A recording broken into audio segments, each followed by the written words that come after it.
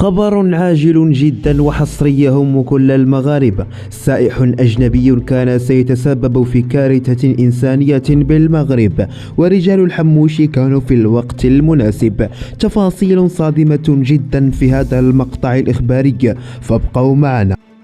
تمكنت عناصر الشرطة أمس الثلاثاء من توقيف سائح أجنبي حاول هتك عرض طفل قاصر بعدما استدرجه لمرحاض بإحدى المطاعم بمدينة أكادير. وأفادت مصادر مطلعة أن السائح الأجنبي المشتبه في محاولة اغتصاب طفل قاصر يبلغ من العمر 66 سنة. وذكرت ذات المصادر أن النيابة العامة أعطت أوامرها من أجل فتح تحقيق بشأن الأفعال الإجرامية المنسوبة للسائح المسن.